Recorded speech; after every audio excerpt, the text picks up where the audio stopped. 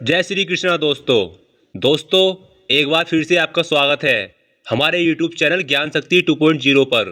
दोस्तों आज की इस वीडियो में हम आपको बताएंगे कि भगवान श्री कृष्ण के मरने के बाद उनके शरीर का एक अंग आज भी धरती पर मौजूद है।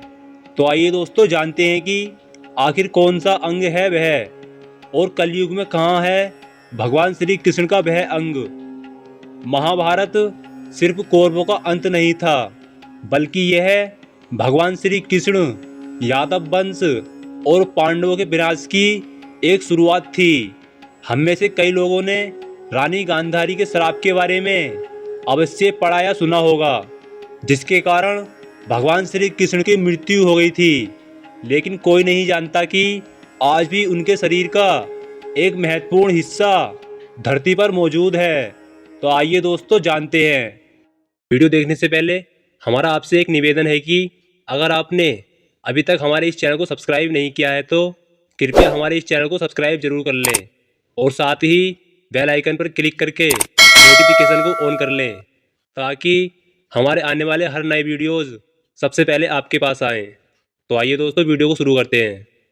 महाभारत के आखिरी दिन युद्ध समाप्त हो चुका था और पांडव अपनी जीत पर खुश नहीं थे। उन्होंने न केवल अपने बेटों और चचेरे भाइयों को खो दिया था, बल्कि कई निर्दोष योद्धाओं को भी उन्होंने खो दिया था। तबाही इतनी भयानक थी कि भगवान श्री कृष्ण भी अवाक रह गए थे।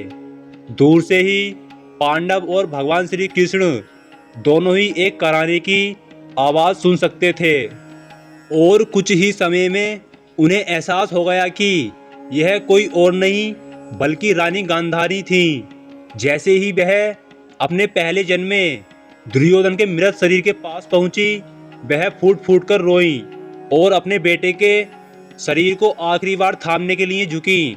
गांधारी ने कहा, हे द्वारका के राजा, जिनकी मैं हर दिन पूजा करती हूँ, जिन्हें भगवान विष्णु का अवतार माना जाता है, क्या आपको अपने किए पर शर्म नहीं आती? क्या आपको अपनी दिव्य इच्छा और शक्ति से इस युद्ध को टालना नहीं चाहिए था?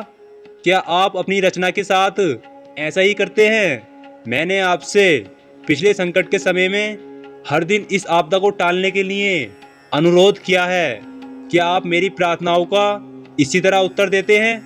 अपनी माँ देवकी से पूछिए कि एक बच्चे को खोने का दर्द क्या होता है। उसके 7 बच्चे जन्म के समय ही मारे गए थे और अब मैंने अपने 100 बेटों को मरते हुए देखा है। भगवान श्री कृष्ण ने हल्की हंसी के साथ रानी गांधारी को यह कहकर सांत्वना देने की कोशिश की कि उन्होंने वास्तव में दुर्योधन और उसके भाइयों को विनाश के बारे में चेतावनी दी थी।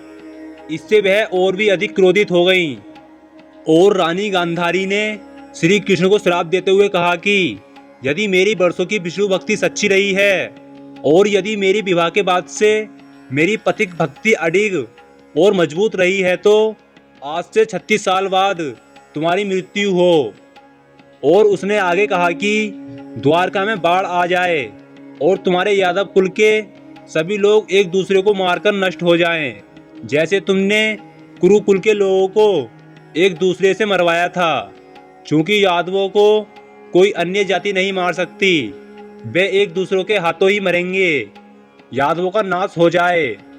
एक दिन यादव कुल के सभी पुरुष पिरवास नदी के तट पर मौज मस्ती करने के लिए एकत्र हुए। उन्होंने पूरी रात मदिरा आदि का सेवन किया और नशे में धुत हो गए।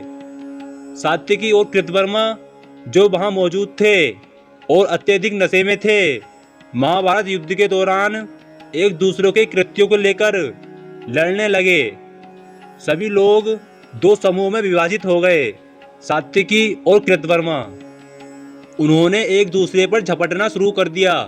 जब भगवान श्री कृष्ण इस बात पर दुखी थे कि यह सब कैसे समाप्त हुआ, तो उन्हें एक हारपून से चोट लगी, जिसे मछुआरे ने उन पर तान दिया।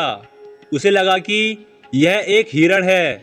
अपने किए का एहसास होने पर उन्होंने मरते हुए कृष्ण के सामने माफी मांगी और रोए भी, जिन्होंने उन्हें सांत्वना दी और उन्हें याद दिलाया कि उनके पिछले जन्मों में वे भगवान राम और बाली थे। जब अर्जुन बाकी पांडवों के साथ मदद करने के लिए वहां पहुंचे तो उन्होंने बलराम और श्री कृष्ण को मृत पाया।